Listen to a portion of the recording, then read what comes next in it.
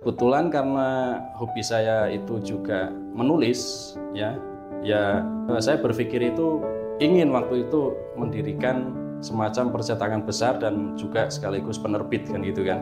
Kamu udah punya karya apa itu? Karya ada Pak, cuma rupiah kan nggak masuk untuk sekolah gitu kan. Karena waktu itu kan temanya sukses ujian nasional kan. Jadi kalau sukses ujian nasional di situ jualan buku rupiah kan kayaknya nggak masuk kan. Jadi saya merasakan alat potong itu berhenti di tulang saya. Iya, jadi sampai kemudian darah itu muncrat kemana-mana mas. Jadi terus kemudian darah muncrat kemana-mana, netes mas. Bawahnya sampai netes rembes, jadi banter banget, terus sampai gerembes, terus ada yang bantu saya itu akhirnya dilarikan ke rumah sakit Al-Irsyad waktu itu kan, dari Stonongan deket. Sampai SMA Al-Irsyad itu saya udah ini mas, udah kayak pingsan, udah pokoknya udah pikiran saya ini kayaknya nyawa saya nggak nyampe.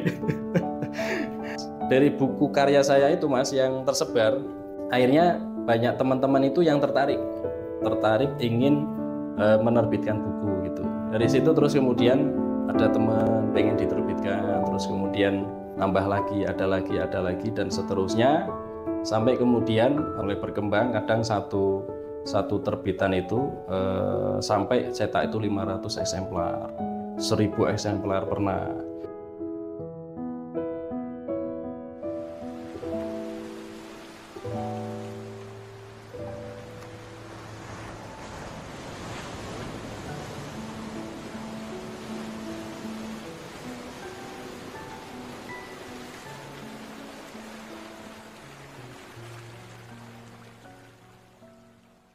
Di Setono ini mas, nggak tahu kenapa ya ada yang bilang situ tuh tempatnya agak horor. Karena memang saya merasakan, iya juga sih. Jadi waktu tanggal merah mas, pokoknya waktu itu saya ingatnya masih libur ya tanggal merah. Jari saya kena ini mas, alat potong. Pisaunya tajam banget mas. Ini masih ada bekasnya sampai sekarang dan kalau dipencet itu sakit. Saya kalau ngangkat barang yang agak berat sakit saya sampai sekarang itu. Ini 3 ini saya sudah ciri nih. Ini untung tulang saya ini tulang kawat ini, tulang besi. Jadi saya merasakan alat potong itu berhenti di tulang saya. Iya, jadi sampai kemudian darah itu muncrat kemana-mana mas. Jadi terus kemudian darah muncrat kemana-mana, netes mas. Bawahnya sampai netes rembes, jadi banter banget, terus sampai gerembes, terus ada yang bantu saya itu akhirnya dilarikan ke rumah sakit Al-Irsyad waktu itu kan, dari Stonongan deket. Sampai SMA Al-Irsyad itu saya udah ini mas, udah kayak pingsan, udah pokoknya udah pikiran saya ini kayaknya nyawa saya nggak nyampe. Nah ketika sampai depan Al-Irsyad itu setengah pingsan saya, tapi masih agak sadar. Nah alhamdulillah selamat. Jadi saya dijahit itu, dijahit semua mas. Iya jahitan semua, jadi dijahit. Itu perjalanan luar biasa. Jadi dalam perjalanan itu memang yang saya rasakan banyak hal lah. Nah waktu itu saya sama istri diskusi karena kebetulan kan saya kan dosen juga kan, dosen di UIN Pekalongan kan, dan waktu itu kampus itu kan mau pindah ke Bojong ya, ke sini ya. Jadi waktu itu saya diskusi sama istri untuk berpikir gimana kalau kita ngambil perumahan KPR. Saya sama istri itu punya uang cuma 3 juta mas. Itu uang cash cuma punya 3 juta. Itu saya nekat ngambil rumah 3 juta. Sisanya itu kan karena saya merasa punya kemampuan marketing mas. Saya bilang sama yang punya perumahan, Pak sisanya saya bantu jualin rumah, nanti saya dapat fee itu buat nutup gitu kan. Kemudian alhamdulillah hanya dari situ udah ketutup mas. Sampai sekarang alhamdulillah rumahnya ada beberapa lah gitu kan.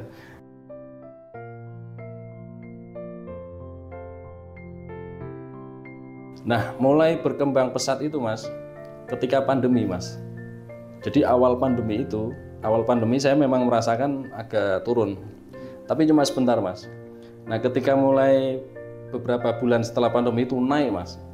Saya merasa mungkin segmen saya itu kan kebanyakan ini ya, guru-guru dan dosen-dosen ya yang penulis di penerbit NEM ini.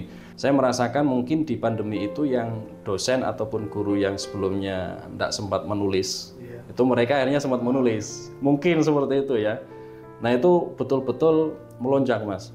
Sampai 1 bulan itu 80 judul buku, 90 judul buku, bahkan sampai ratusan Mas. Dan waktu itu wah luar biasa sekali. Dan ini sampai sekarang maksudnya itu nggak jauh dari situ gitu. Sampai sekarang itu ya kalau naik turun paling sedikit lah gitu kan. Iya stabil alhamdulillah. Nah dari situ ya saya bisa mengumpulkan aset akhirnya. Karena saya berpikir keuntungan daripada penerbitan buku ya saya tabung, dan saya suka menabung properti. Akhirnya saya main bisnis properti juga sampai sekarang. Jadi jualan kapling gitu kan. Jadi sambil diputerin lah daripada uangnya itu di bank kan nggak produktif gitu. Belakangan ini Mas, saya bersyukur banyak dari luar negeri yang menerbitkan juga di penerbit NEM.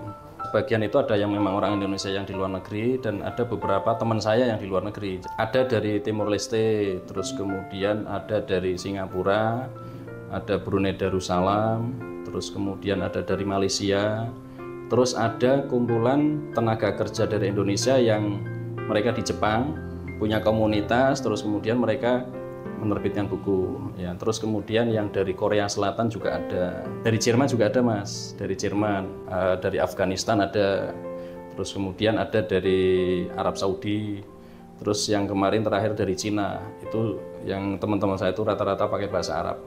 Tapi kita juga ini Mas, memasarkan buku itu melalui Google Play ya. Jadi Google Play dan Google Book itu kan dipasarkan oleh Google itu di lebih daripada 60 negara, kalau nggak salah 66 negara. Jadi itu juga ya membantu kita dikenal di masyarakat luas, tidak hanya di Indonesia saja, di internasional. Jadi kalau misalkan ada yang bilang itu penerbit lokal atau penerbit nasional, saya pede, ini penerbit internasional. Meskipun kantornya masih kecil gitu kan.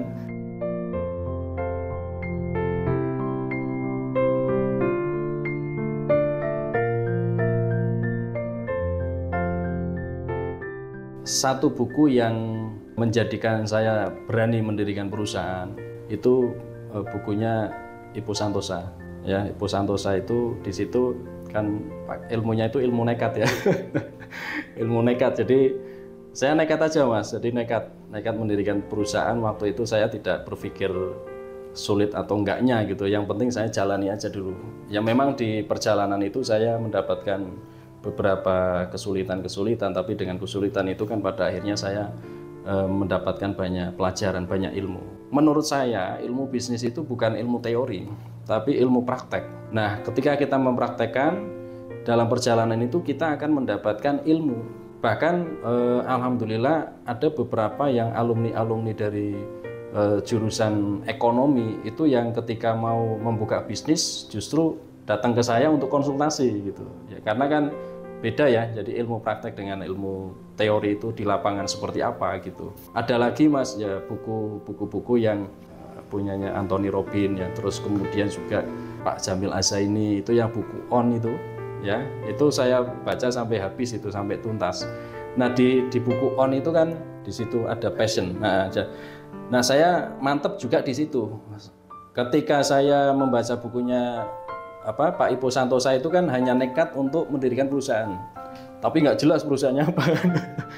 Karena dulu saya pernah bergerak juga dalam bidang pelatihan, nggak jalan juga akhirnya, ya nggak jalan. Akhirnya ketika saya membaca tambahan ilmu lagi, ya passion, saya ketemu, oh berarti kita ini harus bisnis itu sesuai passion kita. Nah kebetulan karena saya suka membaca dan menulis, maka saya termotivasi untuk mengembangkan penerbitan buku. Saya selain Dragon Ball itu juga suka ini Mas, film Kerasakti. Jadi Kerasakti itu dari episode pertama sampai terakhir kan itu sebenarnya sama ya, kera gitu. Jadi sampai sekarang Mas, sampai sekarang itu kalau yang Kerasakti itu kalau di Netflix saya pasti cari film Kerasakti. Karena kan banyak versi. Bukannya jadul, yang baru-baru juga banyak Mas. Karena saya suka membandingkan film ini, film ini, film ini. Kalau Kerasati kan juga itu versinya banyak ya. Ada yang versi dari Thailand, terus dari negara yang dari Cina juga. Nah dari sekarang juga ada itu beberapa film Kerasati yang baru. Kita kalau di search di Netflix kan kelihatan semuanya itu. Tinggal diketik Kerasati nanti kelihatan semuanya gitu.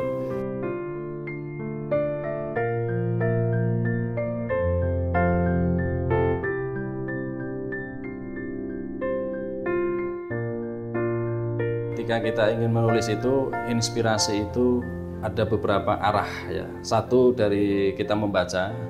Semakin kita membaca, kita semakin banyak inspirasi ya. Terus wawasan kita banyak, pengetahuan kita banyak, maka kita akan mudah untuk menuangkan pikiran-pikiran kita gitu. Selain itu juga dari kita berdiskusi dengan orang lain. Jadi terutama dengan orang yang levelnya lebih dari kita. Itu nanti pasti akan mendapatkan inspirasi. Dan yang nggak kalah pentingnya itu dari jalan-jalan, Mas. Itu jalan-jalan itu penting loh. Traveling itu penting sekali. Jadi saya pasti 1 bulan sekali itu keluar gitu. Karena menurut saya itu jalan-jalan itu kita mengfreshkan pikiran kita. Terus kemudian di situ juga ada inspirasi-inspirasi yang terus kemudian muncul gitu. Jadi saya kira jalan-jalan itu agenda wajib bagi seorang penulis.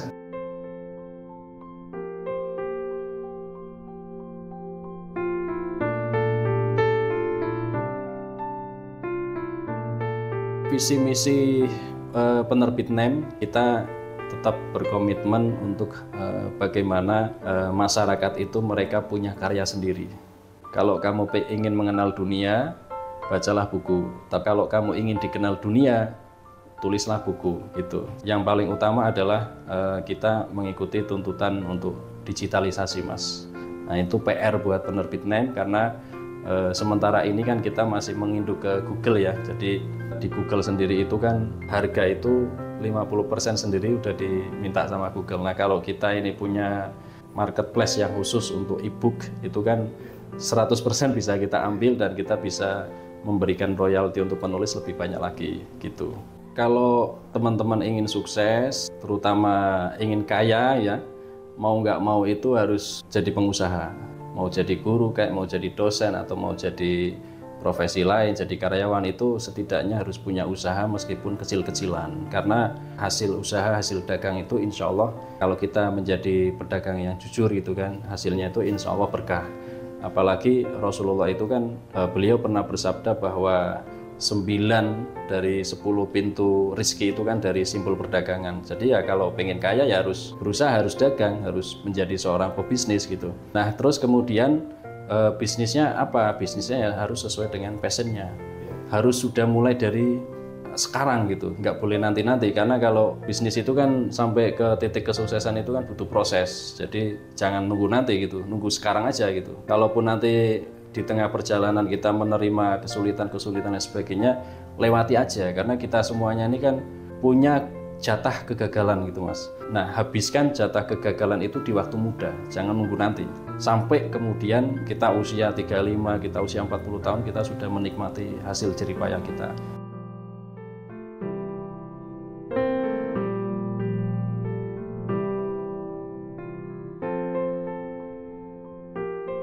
Sukses itu relatif, ukurannya itu beda-beda. Jadi sukses itu bagi saya itu yang penting ketika orang itu mau bersyukur, terus kemudian dia merasa merdeka, dan kemudian dia juga bisa membantu orang lain, itu menurut saya sudah sukses, bahagia gitu. Itulah kesuksesan yang menurut saya harus dicari buat semua orang gitu.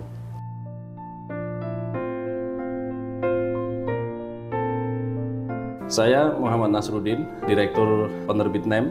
Jangan ragu-ragu untuk menjadi seorang pengusaha. Dan buat Anda yang suka menulis, silakan menerbitkan buku Anda di Penerbit NEM. Insya Allah akan memuaskan lah. Sekian dari saya, terima kasih. Wassalamualaikum warahmatullahi wabarakatuh.